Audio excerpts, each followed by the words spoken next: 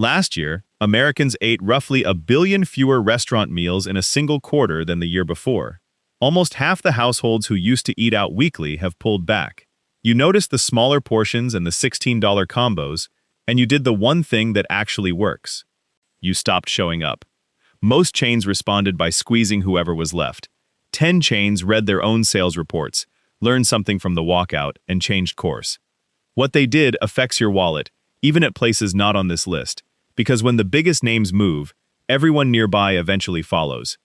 Every fact in this video comes from an earnings call, a company statement, or reporting from trade press covering the restaurant industry, and I'll flag clearly where a correction is proven and where it's still just a promise. Some of these are real, some are closer to theater. By the end, you'll know which is which. And a fair warning before we start, none of this happened because these companies suddenly discovered kindness. It happened because enough people stopped showing up that the sales reports left no other option. That distinction matters for how much credit each correction actually deserves. Number 10. Wendy's, the reluctant student. In February 2024, Wendy's new CEO, Kirk Tanner, told investors the company was investing $20 million in digital menu boards to test features including dynamic pricing and day-part offerings starting as early as 2025. Within hours, headlines were calling it Uber-style surge pricing for burgers, and the backlash was immediate. Burger King handed out free Whoppers just to needle its rival. 12 days later, Wendy's issued a statement, saying the idea had been misconstrued, insisting it never intended to raise prices during busy periods, and that the boards would mainly be used to offer discounts during slower hours. Whether or not you buy that explanation, the damage from the initial framing stuck around far longer than the clarification did. Wendy's own leadership later acknowledged the chain was performing better with higher-income customers than with the everyday family's fast food built its identity on, which is a striking admission for a value-priced burger chain to make out loud. The actual correction landed this year as the Biggie Deals lineup. 3 simple tiers, $4 for a small combo, $6 for a full sandwich meal with fries and a drink, $8 for 2 sandwiches with fries and a drink. The $6 bag in particular has had a loyal following since 2019, and the beef is fresh rather than frozen, which is more than several competitors on this list can say. None of this erases the surge pricing headline. It just means the correction, however delayed, is real and sitting on the menu board right now. It's worth being honest about the sequence here, too. Wendy's didn't lead with generosity. It led with an idea that tested badly in public opinion within hours, spent nearly 2 weeks managing the fallout, and only then landed on a value platform that customers actually responded to.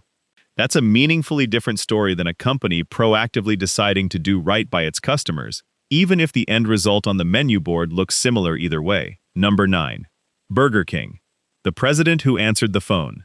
In February 2026, Burger King President Tom Curtis published his actual work phone number and invited customers to call or text him directly with complaints and ideas. Over the following months, the company logged more than 70,000 calls and texts, and Curtis personally took around 1,800 of them, telling CNBC he sometimes had to take calls from his own porch because the volume was too much for his household to tolerate. One caller from Great Falls, Montana, mentioned a broken sign at his local restaurant, and Burger King used the tip to scan its entire U.S. network with AI, finding 81 restaurants with broken or missing signage and getting many of them fixed. That direct customer feedback also shaped a real product change. An updated Whopper with a new bun and creamier mayo that the company's CEO says is now selling at its highest volume in more than 3 years. Independent taste testers largely agree the upgrade holds up on the first bite, though a few noted it fades by the last one, and one longtime customer over the age of 65 described showing up specifically to try the new Whopper, only to be told his location was out of Whopper meat entirely. A reminder that consistency store to store is still a work in progress. Kids' meal sales are reportedly up around 40% over the past 6 months, alongside family-focused promotions. This wasn't forced by a scandal, the way several other entries on this list were. It's a genuine bet that listening directly, unfiltered, would be worth more than another round of focus groups. There's also a useful contrast sitting right next door. Popeyes, Burger King's sister brand under the same parent company, spent the same stretch of time leaning on complicated limited-time promotions instead of a comparable listening effort, and its performance over that period has lagged noticeably behind Burger King's. Same corporate parent, same resources available, two very different approaches, and a fairly clear difference in results. Number 8. Domino's, the chain that confessed first. By 2008, focus groups were comparing Domino's crust to cardboard and its sauce to ketchup, and the company's own stock had fallen to roughly the price of a slice. Instead of quietly reformulating and slapping new and improved on the box, Domino's put its own executives on camera, reading real customer complaints out loud, and ran ads acknowledging the criticism directly, including President Patrick Doyle holding up a photo of a customer's crushed, inedible delivery and telling the country the company was better than that. The recipe was rebuilt from the crust up, and the company backed it with what was, at the time, one of the largest quarterly sales jumps the fast food industry had ever recorded. What earns Domino's a spot on a current list is that the lesson stuck. The mix and match deal held at $5.99 for close to 13 years before finally moving up, and when it did move, the deal got bigger rather than smaller, adding a second topping option and covering more of the menu: wings, pasta, sandwiches, and stuffed cheesy bread among them. Competitors like Pizza Hut and Papa John's, which never had a comparable public reckoning, have continued losing ground in the same period.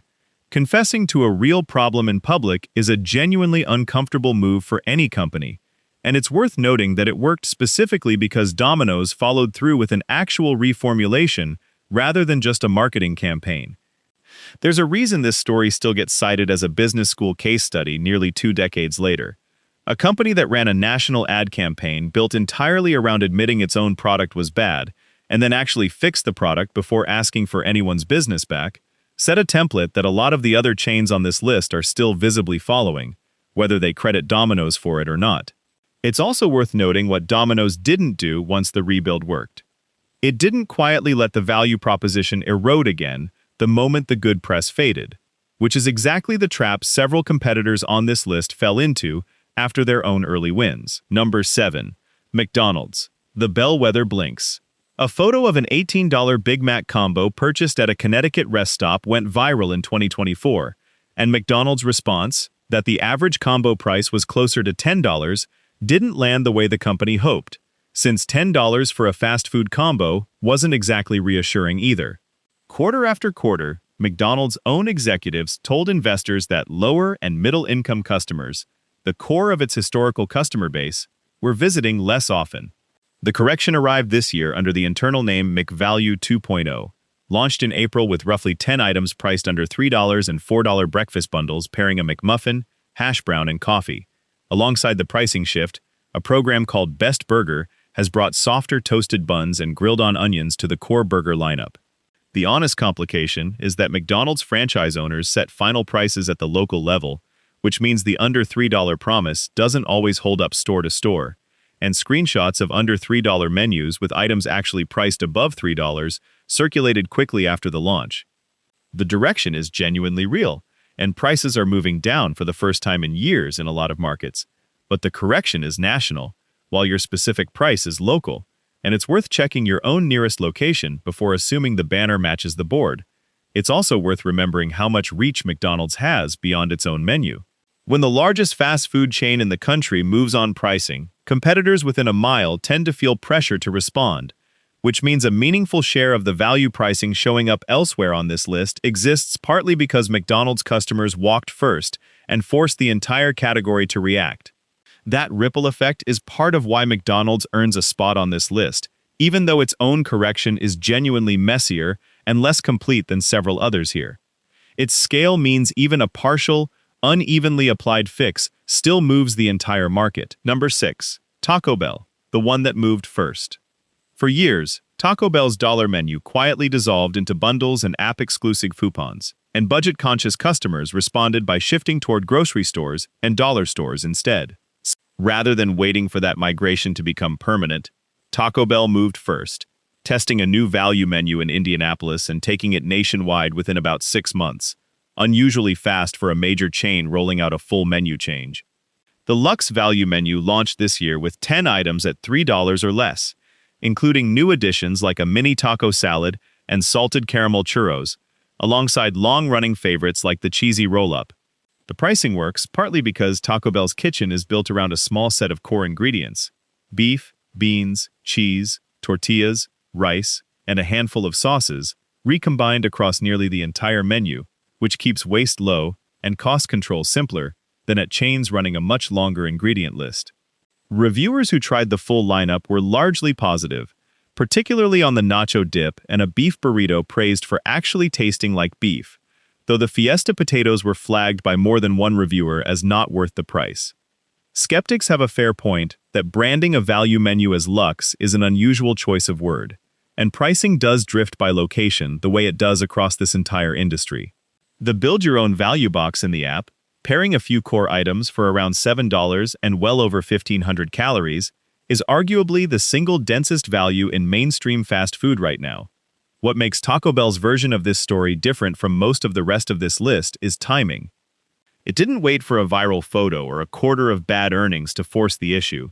It watched customers quietly drifting toward grocery and dollar stores and moved before that drift became a permanent habit, which is a meaningfully different posture than reacting after the damage is already showing up in the numbers. Number 5. Starbucks. The apology tour that worked back in 2008. Starbucks removed its oversized lounge chairs store by store, part of a broader push to speed up counter turnover.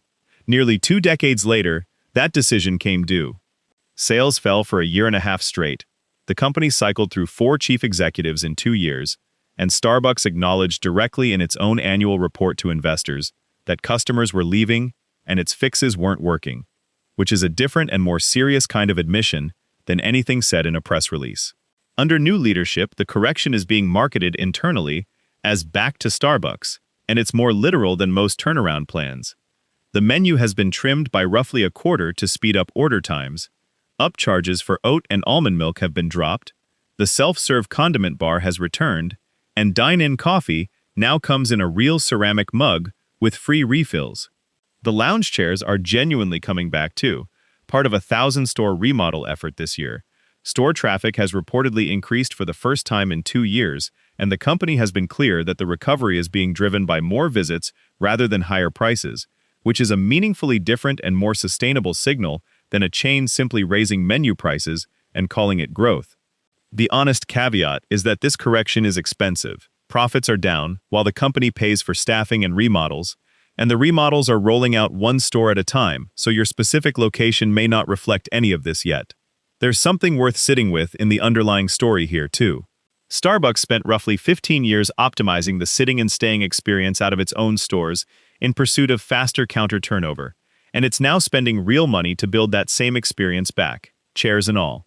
That's an expensive way to relearn what the brand's own name, the third place between home and work, was originally supposed to mean. Number 4. Chili's, the chain that fixed the food instead.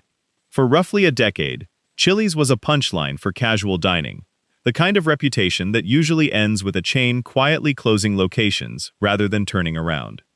Instead, under CEO Kevin Hochman, who joined in 2022, Chili's has posted same-store sales growth for multiple consecutive quarters, reportedly including a stretch of sales up more than 30% on nearly 20% higher traffic in one recent quarter.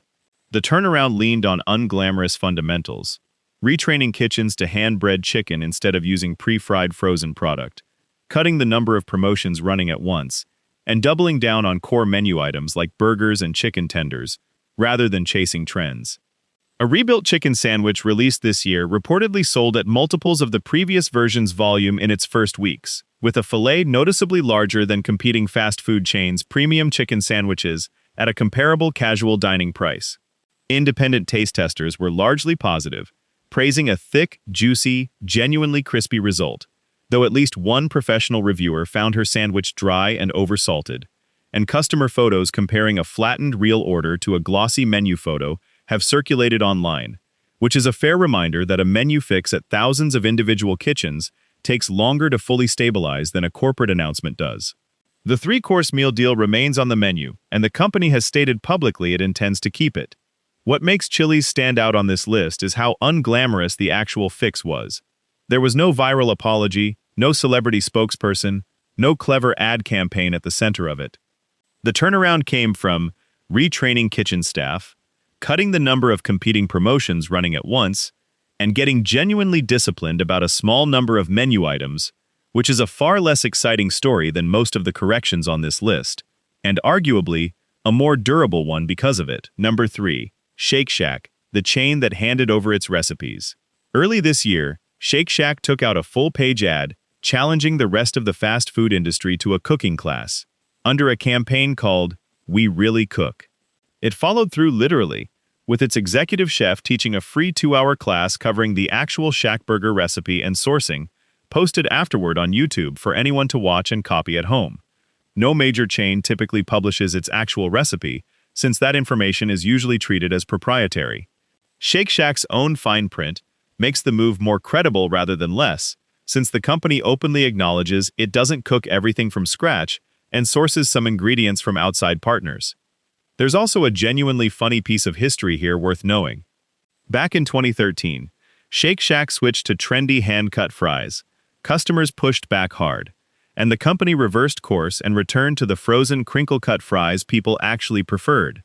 A company willing to publish its own recipe, name its own shortcuts, and reverse a menu decision, because customers said so, is a specific kind of transparency that's rare in this category. Like Taco Bell, Shake Shack has posted sales growth for several consecutive years, while competitors around it have struggled, and the bet here is straightforward, that customers who cook the burger themselves will respect the restaurant version more, not less. It's a genuinely unusual wager in an industry built on guarding recipes like trade secrets, and it only works as a credibility move because Shake Shack paired it with real specifics, actual ingredient names and actual technique, rather than a vague gesture toward transparency that never quite delivers a usable recipe. Number 2. Texas Roadhouse, the steakhouse eating inflation for you. The American cattle herd has been near its smallest size in roughly 75 years, and beef prices have climbed across the entire restaurant industry as a result. Most steakhouses pass that increase straight onto the menu. Texas Roadhouse held its steak price increases to roughly $1 per cut, kept pricing below several comparable steakhouse competitors, and effectively accepted a thinner margin on every plate rather than pass the full cost onto customers. Part of how the company affords that is structural. Steaks are cut in-house by dedicated meat cutters rather than purchased pre-sliced at a markup. Sides are made from scratch, and the company buys beef in bulk, benefiting when grocery shoppers pull back from pricier cuts and supply becomes more available at better wholesale prices. The detail that quietly matters most for your actual bill is that every entree includes 2 scratch-made sides and fresh bread, while several competitors sell sides separately, meaning the same sirloin that looks similarly priced elsewhere can end up costing considerably more once the full plate is tallied. Customers appear to be responding by trading up rather than down, ordering pricier cuts at Roadhouse even while pulling back on steak purchases at the grocery store, which is a meaningful vote of confidence. To the company's credit, its own executives have been cautious about declaring victory on beef costs, openly noting the year isn't over yet. That kind of restraint is worth noticing on its own. A lot of companies on this list are happy to declare a turnaround finished the moment the press release goes out. Texas Roadhouse choosing to underpromise on a cost pressure that's genuinely still unresolved industry-wide is a small but meaningful signal about how the rest of its numbers should probably be read. Number 1. Maggiano's, the chain that made portions bigger. Maggiano's Little Italy had posted several consecutive quarters of declining same-store sales when its parent company, Brinker International, brought in the same leadership behind the Chili's turnaround, CEO Kevin Hochman and Chief Marketing Officer George Felix, to run essentially the same playbook at a second brand. In March 2026, Maggiano's announced a plan called Back to Maggiano's, and the centerpiece is almost aggressively simple. Across all 48 locations, pasta entrees like chicken fettuccine alfredo and spaghetti and meatballs now include roughly 20% more pasta, along with increased portions of chicken, meatballs, and shrimp, at no additional cost, and the company added 15 new dishes to its family-style menu, which starts at $44 per person and includes 2 salads, 2 appetizers, 4 entrees, and 3 desserts for a table. Hochman has been direct about the reasoning, saying the brand had drifted from what made it distinctive in the first place, oversized, shareable portions, and genuine abundance, and that increasing pasta and protein volume doesn't meaningfully raise the cost of goods sold, the way people might assume. It's worth being clear-eyed about where this stands right now. This correction is very new, And unlike Chili's, which had clearly documented sales growth to point to, Maggiano's has continued reporting softer same-store sales even after the announcement, and the chain has closed at least a couple of individual locations tied to lease and market factors during this same period. The bet is genuine, and the portions are verifiably bigger starting at every location, but the turnaround itself is still unproven. A real correction without a confirmed result yet, which is precisely why it's worth watching, rather than assuming it's already succeeded.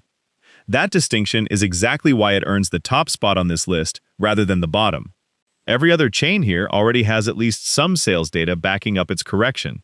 Maggiano's is making the boldest bet of the entire list, giving away real food cost with no guarantee it wins customers back fast enough, at a company with only 48 locations and none of the marketing budget that carried Chili's turnaround.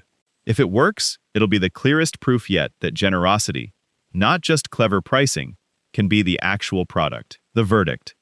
None of this happened out of goodwill. For roughly 3 years, restaurant prices climbed faster than grocery prices, and customers eventually hit a limit and started staying home. These chains largely ran out of pricing power, not out of a sudden change of heart, and that distinction matters for how much trust any of this deserves going forward. Some corrections here are structural and hard to reverse quietly. Retrained kitchens, published recipes, remodeled dining rooms. Others are discounts that can disappear from an app with no announcement at all. The way to tell them apart going forward is simple. Watch for changes a company would be embarrassed to walk back in public, and stay skeptical of anything that only shows up as a temporary banner. Check your own receipt against what the corporate press release promised, because the national story and your local price are not always the same thing. It's worth expecting some of this to quietly soften over the next year, rather than disappear outright. Value menus tend to survive in name while the number of items that actually qualify shrinks, and the strongest discounts increasingly live inside an app, where a deal can be adjusted or switched off for an individual customer without any public announcement at all. Portions are the easiest thing to quietly shrink back down, precisely because nobody ever announces a smaller plate the way Maggiano's announced a bigger one. That makes you the one actually auditing whether any of this held. Next time you're at one of these 10 chains, check 2 simple things. Does the plate in front of you match what the company promised? Does the price on your receipt match the banner on the app? None of these 10 chains did this because they suddenly started caring more about you. They did it because enough people finally stopped showing up, and the sales report made the message impossible to ignore. Keep grading them and keep checking your own receipt, because that's the only review that actually keeps them honest.